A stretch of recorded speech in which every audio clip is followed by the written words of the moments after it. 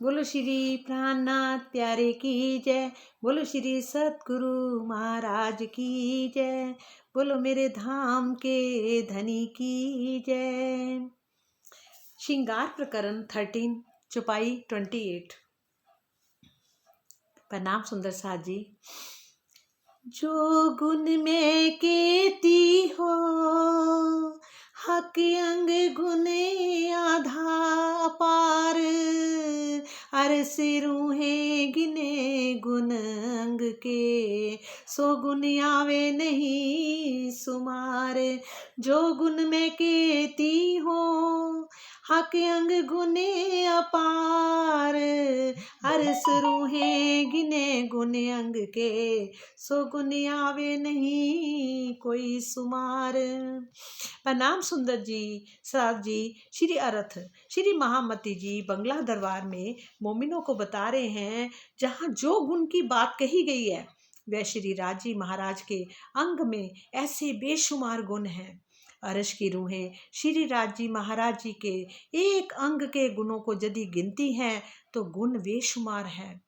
वे मोमिनों के अंग के ऊपर कान के एक गुण को सुने, वो मोमिनों के अंग के ऊपर कान के एक गुण को सुने। कहते कानों में अधिनिस्त जिन सागरों का वर्णन किया गया है, उन सागरों के श्री के भी अधीन कई सागर हैं। कहते अब तक इंद्रावती जी क्या कहते कि अब तक मैं धाम धनी के अंगों के गुणों का वर्णन करती रही हूँ, और श्री राज जी के अंग अंग में अनंत गुण भरे हुए हैं, और परम धाम की आत्माएं अपने प्राण वल्लभ के अंगों के गुणों को गिनना चाहती है, किंतु गुणों में तो कोई सीमा ही नहीं है।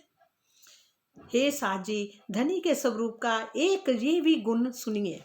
अभी तो श्री राज जी के स्वरूप के ऊपर कि एक श्रवण अंग का ही वर्णन हो रहा है। बातूनी रूप से श्री राज जी के अंग भी अनंत कहे गए हैं। अभी तो धाम धनी के आभूषणों का वर्णन ही हुआ ही नहीं है। परम धाम में श्यामा जी, सखियां और महालक्ष्मी तथा खूब खुशहालियां सभी उनकी अंग रूपा हैं। सखियों की संख्या अनंत होने के कारण श्री राज जी के अंगों की संख्या भी अनंत ही मानी गई है, अनंत ही मानी गई है। तो कहते इतने गुण बेशुमार हैं। हे मोमिनो, अंग के ऊपर कान के एक गुण को सुनो। मैंने बातूनी में कई अंगों का वर्णन किया और अलग अलग आभूषणों का वर्णन किया। मैंने जैसी श्री राज जी की साहिबी देखी तैसी ही कानों के भूषण भी देखे। उन आभूषणों की रोशनी जमीन और आसमान में सब जगह फैल रही है, और श्री राज जी महाराज जी के एक ही अंग में खूब खूबियाँ हैं। उनमें से एक ही खूबी का वर्णन कहने में नहीं आता, क्योंकि खूबी में भी कई खूबियां हैं जिनकी गिनती नहीं होती। तो इंद्रावती जी क्या कहते हैं, मैं श्री राज जी की जैसी नूरमयी शोभा देख रही हूँ, वैसी ही शोभा कानों को धारण किए हुए आभूषणों की भी है, और उन आभूषणों से निकलने वाली नूरमयी ज्योति धरती और आकाश के बीच में चारों ओर जगमगा रही है। इस छुपाई में ये वाहिदत एकत्व सिद्धांत के आधार पर श्री राज जी के स्वरूप और आभूषणों की शोभा को समरूप करके दर्शाया गया है। कहते श्री राज जी के प्रत्येक अंग में अनेकों प्रकार की विशेषताएं विद्यमान हैं, जिनमें से किसी एक भी विशेषता खूबी का वर्णन कर पाना बहुत संभव नहीं है। उस एक विशेषता को भी में भी कई और विशेषताएं हैं जिनकी गणना होना असंभव है। सच्चिदानंद पर ब्रह्म के अंगों की विशेषता तो अनंत है, उसे गणना की सीमा में बंधना कदापि संभव नहीं है। ये विशेषताएं परम धाम में उस नूरमयी स्वरूप की है जिनके सुख अनादि और अखंड है, और मेरी ये जीवा पंच भौतिक तन की है। भला इसके द्वारा धनी के अंगों की विशेषताओं के सुखों को कैसे व्यक्त किया जा सकता है। और कहते हैं कि मैं परम धाम के अंगों का वर्णन कैसे करूं। एक एक अंग में अनेकों प्रकार के रंग हैं। उन रंगों में भी यदि किसी एक रंग को भी मैं देखती हूँ तो उनमें से प्रत्येक रंग में अनेकों प्रकार की तरंगे होती हैं। परम धाम के तनों का रंग इस नश्वर जगत के शरीरों के रंग जैसा काला, पीला, सफ़ेद या गुलाबी नहीं है। वहाँ के नूरमयी अंगों से अनेकों प्रकार के मनमोहक रंग प्रकट होते हैं। कहते ना, जैसे एक प्रकाश है, प्रकाश कोई आकृति ले लेता है ऐसे ऐसे करके, उसके जैसे कपड़े और वो सब चीज़ें आभूषण पहने हुए एक सुंदर सी कृति बन जाती है। उसी तरह से परम धाम में कहते ना कि शरीर के अंदर कोई नस नाड़ियाँ ये चीज़ें नहीं होती, जो प्रकाश के ही शरीर है। आप उसकी अनुभूति सोचने लगो तो कैसे प्रकाश को हम कैसे उनका स्वरूप समझें, ऐसे से करके कैसे बनाएं, कैसे उनके कपड़े हैं, सफ़ेद रंग का जामा पहना हुआ है, लाल रंग की यार कैसे वो पिछोरी पहनी है, और कैसे उनके कुंडलों वाले बाल हैं, आगे कानों तक आए हुए हैं, कैसे उनके कान हैं, कैसे उनमें झुमके पहने हुए हैं, और क्या क्या सारा श्रृंगार, कैसी पगड़ी पहनी है, कैसा क्या एक एक श्रृंगार को हम देखें। अभी तो श्रृंगार का वर्णन ही नहीं हुआ ही। इंद्रावती जी सिर्फ कानों का ही वर्णन कर रही हैं, और कानों के भी इतने गुण, इतने गुण, इतने गुण है कि उसका भी पार नहीं है।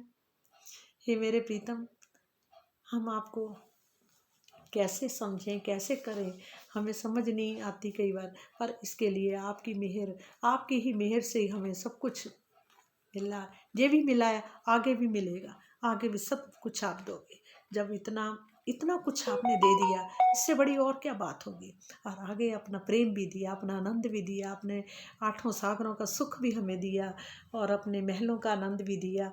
और अब आप साक्षात साक्षात बस दिखाई दे, साक्षात हम असली स्वरूप को पहचान जाए।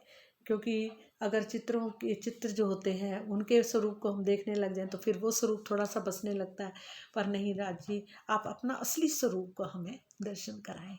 और मुझे पूरा विश्वास है, हम सब सुंदर साथ को पूरा विश्वास है कि शीघ्र से शीघ्र, शीघ्र से शीघ्र हम सब सुंदर साथ हम आपको साक्षात देखेंगे, साक्षात खड़े देखेंगे जुगल स्वरूप को, कैसे सिंहासन पे बैठे हुए हैं, कैसे हैं, सब आप दिखाओगे, जरूर दिखाओगे।